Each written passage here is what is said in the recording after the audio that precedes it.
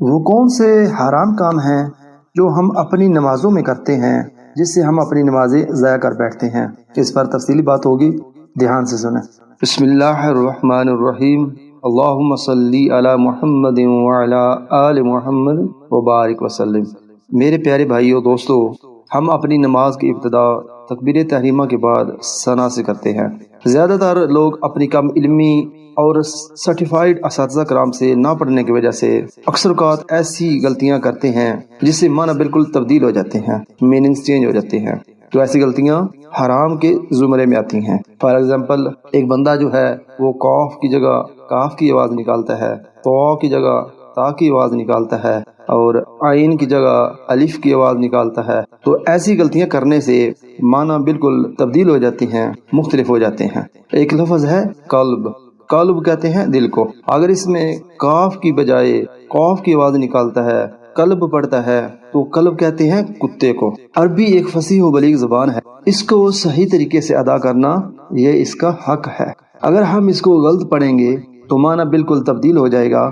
اس طرح پڑھی جانے والی ہماری نمازیں فاسد ہوں گی۔ جب ہم نماز میں ثنا پڑھنا شروع کرتے ہیں تو اللہ معاف کرے بہت ساری غلطیاں کرتے ہیں۔ تکبیر اولیٰ کے بعد سبحانک اللہم آرام سے اور صحیح تلفظ ادا کرنے کے بجائے بہت سپیڈ سے سبحانک اللہم و بحمدک و تبارک اسمک و تعالی جدک و لا الہ غیرک پڑھتے ہیں۔ نہ سین کا پتہ، نہ صاد کا پتہ، نہ قاف کا پتہ، نہ کاف کا پتہ۔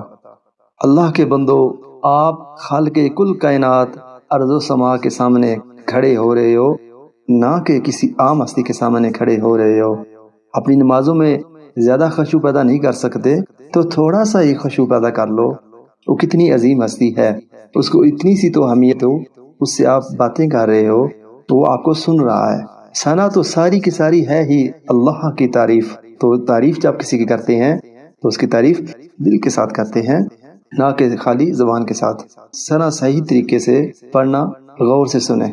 سبحانک اللہم و بحمدک، زیادہ تر لوگ و بحمدک پڑھتے ہیں، وابے نہیں، وابے پڑھنا غلط ہے اسے دوستو، وابے نہیں پڑھیں گے اسے، وابے پڑھنا غلط ہے۔ یہ بے تو کسی جگہ بھی نہیں ہے دوستو، با زیر بھی ہوتا ہے۔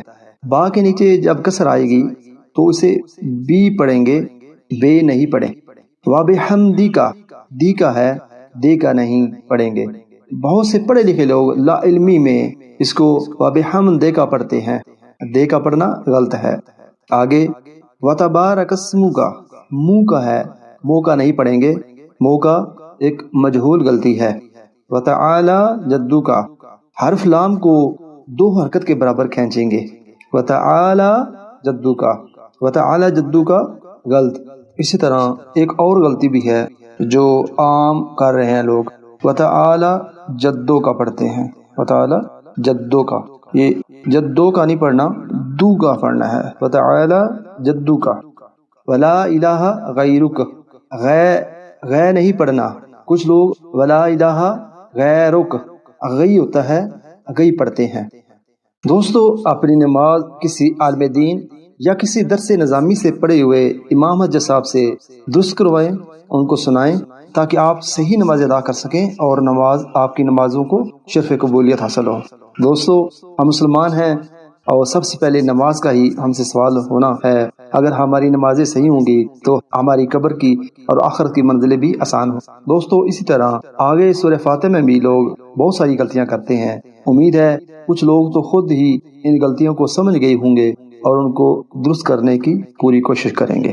دوستو، اسی سوچ کو لے کر میں نے یہ اپنے دوستوں اور بھائیوں کے لیے ویڈیو بنائی ہے تاکہ وہ اپنی غلطیاں دور کر سکیں۔ اگر میری ویڈیو اچھی لگے تو اس کو لائک کریں اور آگے دوستوں میں شیئر کریں تاکہ دوسروں کا بھی بھلا ہو سکے۔